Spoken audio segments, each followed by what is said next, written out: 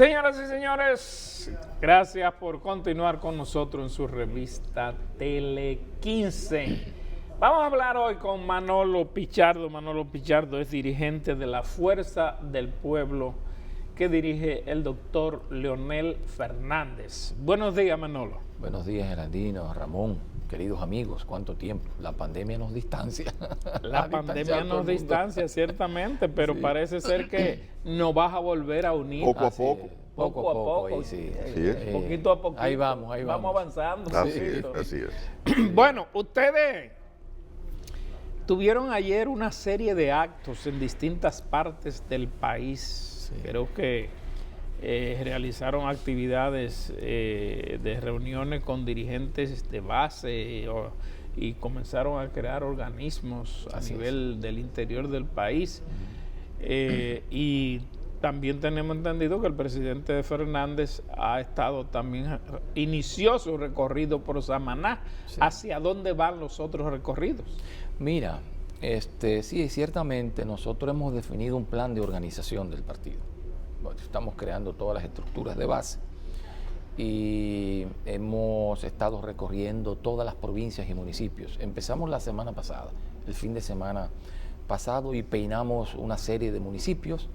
Este fin de semana también, desde el viernes, iniciamos los trabajos en cada uno de los municipios del interior del país y la capital también, en las diferentes circunscripciones del Distrito Nacional y el Gran Santo Domingo. La idea es ir creando los organismos de base y además las direcciones también intermedias. Y para sorpresa nuestra, la gente lo que estaba era esperándonos. O sea, hace mucho que la gente cree, bueno, el tema de la pandemia nos impedía hacer contactos con las personas y bueno, y hemos encontrado una gran cantidad de gente que ya quería ingresar a las filas de nuestra organización política. Mucha gente de esas que se inscribieron en el proceso interno del viejo partido y que no habían tenido la oportunidad de inscribirse en los organismos de nuestra organización. Y bueno, estuvimos, diríamos, en toda la región. A mí me toca el sur, me ha tocado supervisar la provincia de Peravia y Ocoa. Y desde el fin de semana pasado y hemos visitado algunos 10 municipios de ambas provincias. Y vamos a seguir, continuamos. Nosotros tenemos un plazo de 6 meses para alcanzar 1 millón de afiliados en la organización política. Ese es el plan.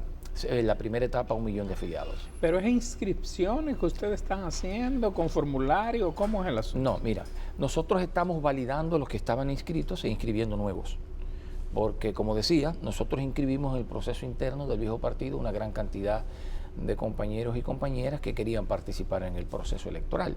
Pero una cosa es tu participación en el proceso electoral y otra cosa es si tú quieres ser miembro o militante de una organización política.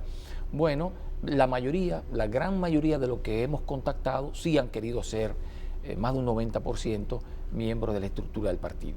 Y bueno, estamos verificando eso y estamos también atrayendo nuevos militantes y nuevos miembros a nuestra organización. Ese es el proceso. Supongo, ¿hasta dónde o cuál es la situación en este momento que tienen ustedes con respecto a la declaratoria de la Junta Central Electoral que no lo incluye dentro de los partidos mayoritarios? Mira, a mí en lo personal me parece que eso fue una decisión política. ¿Política? Sí, una decisión política. ¿La Junta tomó una decisión política? No jurídica, sí. Es una decisión política no jurídica. Pero usted está haciendo una acusación contra los miembros de la Junta diciendo que obedecieron una decisión política. Fue una decisión política no jurídica. Como hay otras decisiones... Y eso no se adopta tomando en cuenta la cantidad de votos que obtiene cada organización. Obviamente que sí, y lo tradicional es que se tome... Pues, la elección nacional, ¿cuál fue? Fue la presidencial. Y generalmente ese es el número que se toma para determinar cuáles son los partidos mayoritarios. Pero había una decisión que había tomado en consideración la cantidad de votos a nivel general, no la presidencial. A eso me refiero. No, pero el problema es que tú votas en un lugar por un senador, en otro lugar votas por otro, pero eso no es una elección general. La elección general es la que convoca al pueblo dominicano en todas partes para votar por una boleta. No, Pichardo. Sí. El propio Leonel Fernández hablaba Sí. De que entendía que sí, una cosa era la votación general, Así es. pero otra cosa es la representación en el Senado, por ejemplo. Sí. Y alegaba que él tenía mayoría en esa parte, en el principal organismo del Estado. No, pero eso es otra cosa. ¿Eh? No, son cosas distintas. Tenemos mayoría por otras circunstancias. Ahora, para tomar en cuenta cuál es el partido mayoritario, tú tienes que partir de un voto nacional, no de un voto, porque hay una expresión, o sea, hay una voluntad expresada en el pueblo dominicano. El pueblo dominicano votó, la ley dice que un partido mayoritario es el que tiene más de un 5%. Bueno, hay una voluntad expresada en un nivel de elección que sacó más del 5%. O sea, Entonces, si tú tienes, si hay una voluntad del pueblo ¿Qué cantidad de votos? expresada A en más de un nivel 5%, presidencial ahí ustedes está. pasaron del 5%. Por supuesto que sí. Pero cuando se suma lo nivel presidencial conjuntamente con lo de regidores, diputados, senadores, no llegan al 5%. No ¿Es llegamos. así? Así es. Y ese es el criterio de la Junta Central Electoral. Ese fue el criterio que tomó la Junta Central Electoral, pero no fue un Ya, criterio 4 jurídico, puntos y pico. fue un criterio político, porque, fíjate, había, como dije, hay una voluntad expresada en un nivel de elección, y por eso se planteaba que los partidos tenían que tomarse en cuenta si era mayoritario y no por donde tuviera el mayor nivel de elección, Manolo, pero porque hay una expresión, o sea, el hay una partido no voluntad. es el líder necesariamente. ¿Cómo es? Los votos que van al líder no son los que expresan o no deberían expresar la mayoría. Pero se votó en el partido. Pues tú dices, bueno, pero el líder es el que No, pero se votó. sí, si pero vot- es el partido, es No, la votación general. Pero si votaste en el partido, hay una expresión y hay una voluntad. Porque mira qué es lo que pasa. Hubo una dispersión en el voto. Nosotros no pudimos inscribir los candidatos en nuestra boleta, ustedes lo saben. Los candidatos a senadores no se pudieron inscribir en nuestra boleta, por lo tanto, no se podían sumar. Sí, pero es el concepto. Sí, ¿Qué representa la mayoría de una organización política? pero si tú tienes las dificultades, ¿verdad?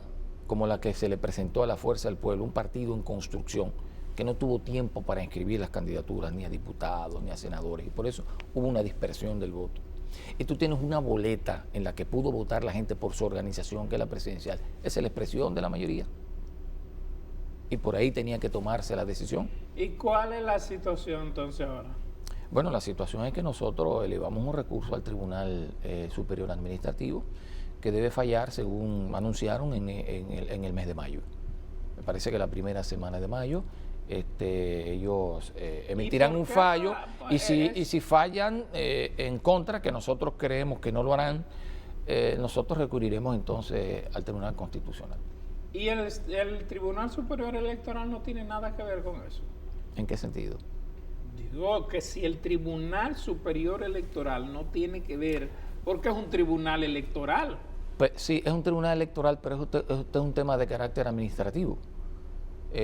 Y por esa razón va al Tribunal Superior Administrativo. Entonces, cualquier decisión del Tribunal Superior Administrativo podría ser llevada al Constitucional. Por supuesto. A mí que me sí. gustaría que fuera el constitucional para que esa situación quedara de una vez definida. Porque se establecería jurisprudencia. Claro, una jurisprudencia. Así es. ¿Cómo decidimos quién es mayoría? Váyase a lo que dijo el Tribunal Constitucional de acuerdo a la Constitución y las leyes de la República.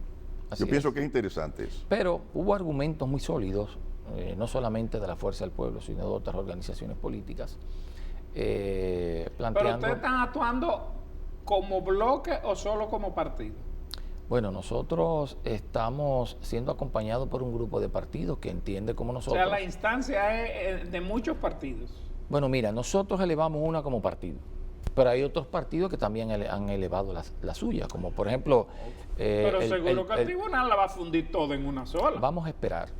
Sí. Vamos a esperar. Es en mayo ya, o sea, faltan apenas semanas para que esa decisión se conozca. Ahora, Manolo, una de las cosas que vienen por ahí y de las decisiones más importantes que deberá tomar la Fuerza del Pueblo es su situación actual de estoy en la oposición pero en alguna medida tenemos una alianza con el partido gobernante.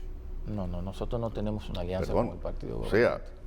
sea, no hay una alianza escrita, formal, en un acto y eso, pero se conoce que hay acuerdos que son ¿Cómo normales cuál? en la ¿Cómo política, cuál, tampoco por hay por qué ejemplo? rechazarlo. No, nosotros no tenemos acuerdos. Los acuerdos que se dan... Y esos pactos, por no, ejemplo, el tema de la mayoría en el Senado, por ejemplo. Bueno, el tema de la mayoría en el Senado lo dan los números, no es un pacto. O sea, ¿cuántos senadores tiene el PRM? ¿Cuántos senadores tiene la Fuerza del Pueblo? ¿Y cuántos senadores tienen el resto? Eso es, o sea, es un tema de números. La mayoría O sea, del Senado la decidieron los propios senadores. exacto, o sea, no es un acuerdo con el PRM. Porque, por ejemplo, hablemos de números. ¿Cuántos senadores tiene el PRM? 18, ¿verdad? Creo que es 18. ¿Cuántos senadores tiene la Fuerza del Pueblo? 9 senadores. ¿Cuántos senadores tiene el PLD? Tiene 2. ¿Cuántos senadores tiene Dominicanos por el Cambio? Tiene 1. Entonces el que tiene más senadores después del PRM es la Fuerza del Pueblo. Es segunda mayoría. No es un pacto ni es un acuerdo. Nosotros no tenemos acuerdo con el PRM. Nosotros tuvimos un acuerdo electoral que terminó el día de las elecciones. Un acuerdo en el que fuimos juntos en algunas candidaturas a la senaduría, en alguna senaduría, ¿verdad? Fuera de eso no hay acuerdo. Nosotros somos un partido de oposición. Pero O sea, no queremos que haya dudas sobre ese tema. Somos un partido de oposición. Ahora bien, nosotros pretendemos ser un partido que haga oposición responsable, no una oposición callejera e irracional. no, porque no estamos hablando de No, eso. pero estamos diciendo yo sé, de que Ramón. la Fuerza del Pueblo quiere Lo hacer que algo pasa semejante. es que aquí No, la idea es que la opinión pública entiende que hay ciertos vínculos, que hay ciertos pactos de la Fuerza del Pueblo con el PRM en el poder. Por eso le han dado en alguna medida alguna cuota también de participación en el gobierno. ¿En dónde? No sabía. ¿no? De alguna No, gente yo no que sabía, es no. de la Fuerza del Pueblo. No, yo no sabía que tenemos gente ¿Cuáles en el son, gobierno Geraldino? de la Ligia Fuerza Amada del Pueblo. Melo está en No, la- Ligia Amada Melo no es funcionaria del gobierno. Ligia Amada Melo tiene una posición honorífica y fue consultada antes de aceptar eso y le dijimos que como un asunto honorífico lo podía aceptar. Pero nosotros no tenemos ningún dirigente de la Fuerza del Pueblo en un puesto remunerado, ni en una función pública importante.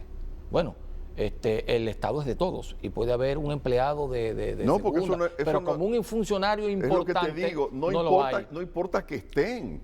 No, pero lo que quiero decir es lo siguiente. No hay gente en el gobierno por un acuerdo con el PRM. El que esté en el gobierno es por méritos propios y no tiene ningún cargo de importancia, ningún miembro de la Fuerza del Pueblo. Son empleados normales que pueden estar en el gobierno del PRM como pudieron haber estado en el del PLD o en el del Partido Reformista o en el del PQDC, porque son dominicanos como cualquier otro y pueden tener un puesto en la administración pública. ¿Cuál Pero es? ninguno es producto de un pacto o un acuerdo. No, eso ¿Cuál no. es la evaluación que ustedes tienen de los 8 meses y pico de gobierno de Abinader actualmente? Mira, el presidente Abinader ha asumido la administración pública en un momento muy difícil. Es muy difícil para el país y el mundo, ¿verdad? Una pandemia sin precedentes en la historia de la humanidad, con una crisis que también parece no tener precedentes en la historia reciente de la humanidad. No conocemos una crisis en la que haya una proyección o hubo una proyección de una contracción de -9, no la conocemos. Y en el país también se hablaba de una contracción de -9. Por suerte hemos mejorado y la contracción solo llegó a -6, ¿verdad? Que mejoramos el pronóstico y eso es bueno. Debido quizás a algunas medidas de carácter monetario, de carácter económico que tomó el gobierno de Luis Abinader y eso es aplaudible. Luego, enfrentar la crisis ha sido difícil, porque ustedes saben que no solo para nosotros, para los países desarrollados y todo el mundo, era una especie como de ir aprendiendo sobre la marcha de cómo enfrentar la crisis sanitaria. Ustedes vieron lo que pasó con Inglaterra, que en principio dijeron no hay restricción, que todo el mundo salga, porque pensaron que bueno, si la gente se contagia, se va a convertir en autoinmune, y no fue así. Tuvieron que aplicar medidas restrictivas y en todas partes. O sea, ha habido una especie de error, aprendizaje, acierto, y aquí ha ocurrido lo propio. Y entendemos que en medio de las dificultades, creemos que ha habido un manejo aceptable de la economía, ¿verdad? porque estamos por encima de la media en términos de desempeño económico, encima de la media en la región, ¿verdad? Pero yo digo en cuanto a ejecuciones. Bueno, en cuanto a ejecución ha habido muchos amagos del gobierno. Amagos. Amagos, muchos amagos.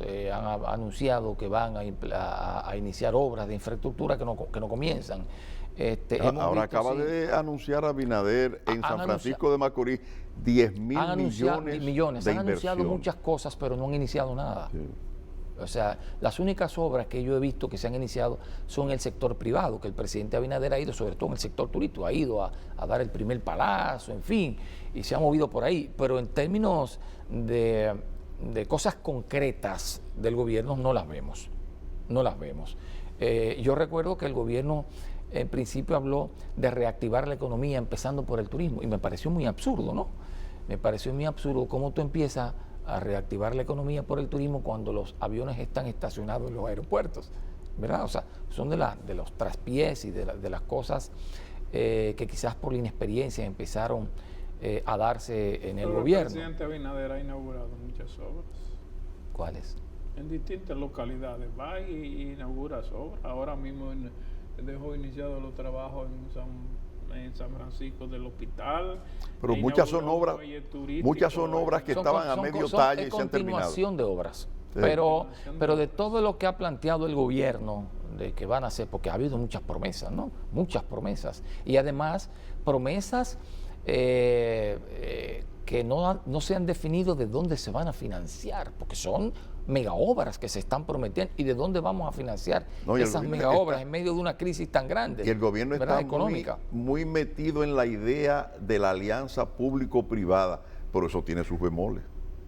Bueno, eso tiene que discutirse aquí, porque esa alianza público-privada, en principio, parece ser que es como si se le quisiera entregar todo al sector privado. Es como si fuera la panacea, pero no es así. Y además como si se le quisiera entregar todo al sector privado. No, el sector privado invierte cuando le conviene. Habría que ver eso de la alianza de esa alianza público-privada. O sea, que usted piensa que de alguna manera se está descargando la responsabilidad del Estado en el sector privado. Mira, esa es la idea. Yo no conozco el detalle de lo que se está planteando como alianzas público-privadas, pero sí he escuchado, y es bueno conocerlo a fondo, de que el Estado salía perjudicado, porque muchas de las... No necesariamente. Por ejemplo. Porque depende al acuerdo que se llegue. Depende, pero el tema es que lo que se dice es que, por ejemplo, el sector privado hay recursos que no tiene y que está pidiendo que quien busque los recursos es el Estado. Entonces el Estado busca los recursos y entonces tú tienes la administración. No, eso habría que verlo, porque hay algunas obras aquí que se construyeron con recursos del Estado y están en manos privadas. Sí, pero eso es otro aspecto. Pero yo te digo, por ejemplo, el presidente ordena que acometan 11 vertederos que hay en el país, ¿verdad? Un plan que supone una cantidad de millones. Pero ¿qué te dice el señor Cabrera que está al frente de eso?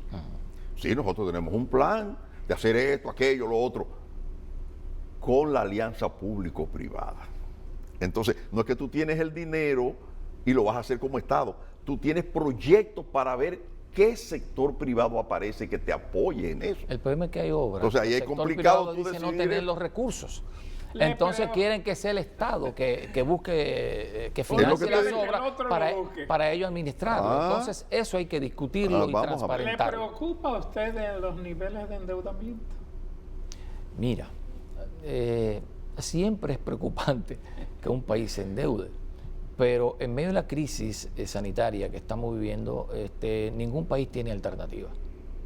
Para enfrentar la crisis y para ir en auxilio de los sectores más vulnerables. Decía que ya vamos por el 72% del PIB. Sí, pero hay muchos países que están más de ahí, que están por más del 100%, porque hay una cuestión, o sea, tú tienes que ir en auxilio de los sectores más vulnerables. ¿Y de dónde vas a sacar si las recaudaciones se han desplomado? ¿De dónde? O sea, tú tienes que recurrir al préstamo. Lo que sí es que eso te va a generar luego una crisis de deuda a futuro. ¿De deuda solamente? Bueno, sí. Social no puede ser. No, bueno, pero estamos hablando del endeudamiento. Te va a generar una crisis de deuda. Por eso, el presidente Fernández ha hablado Y ahora oigo también a otros líderes del mundo hablando de que hay que buscar una solución global al problema de la crisis. No, pues hay una crisis de la deuda global. Claro, porque el tema no es Dominicana, ni es Luis, ni somos los dominicanos para enfrentar esto. Es que esto no tiene una salida, una solución nacional. No la tiene, porque ahí está el problema del endeudamiento a que nosotros estamos recurriendo para enfrentar la crisis. ¿Cómo nosotros vamos a enfrentar una crisis que tal vez llegue a un 100% del PIB? ¿Cómo lo vamos a enfrentar? Si el liderazgo mundial no le busca una salida de conjunto a esta situación. Porque no es solamente República Dominicana, Europa tiene una crisis, Estados Unidos tiene una crisis. Estados Unidos tiene la ventaja de que la Reserva Federal puede emitir dinero, dinero inorgánico, como de hecho lo está haciendo, ¿verdad? Y ha inundado el mundo de dólares, por eso se ha devaluado. Bueno, eso no es problema para ellos. No, no es problema, pero por eso se ha devaluado. Hay una devaluación, porque el otro día me decía una persona que me entrevistaba, bueno, no los logros del gobierno de Luis Abinader, es la revalorización del peso dominicano respecto al dólar. No, es que no es así. Es que el dólar se ha abaratado. Y entonces, sí, como el dólar se abarata porque abunda, porque todas las mercancías, cuando una mercancía abunda, se abarata y cuando una se escasea, se encarece. ¿Tú me entiendes? Pero como no es un logro del gobierno realmente. Como decía Geraldino, el problema social de la deuda, porque fíjate, aún los países que han crecido, por ejemplo, China a la cabeza, sí, es que este primer trimestre... Un 18%. O sea, digo, pero una bueno, cosa espectacular. Increíble. Ahora, te está creciendo China y eso es plausible. Ahora, tiene 300 millones de desempleados. A pesar del crecimiento que está teniendo. O sea, de la pandemia todavía hay 300 millones de desempleados. Claro, porque el impacto fue grande. Si eso es China que está creciendo y tiene 300, entonces ahora mismo acaba de admitir Abinader, sí, el 10% de los que perdieron el empleo no lo van a poder conseguir. Pero ¿sabe las proyecciones que ha hecho la Secretaría de Asuntos Económicos de la Fuerza del Pueblo?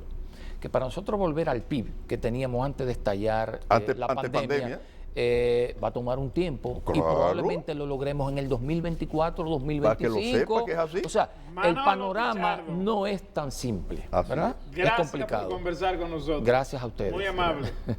Señoras, señores, nos vemos mañana.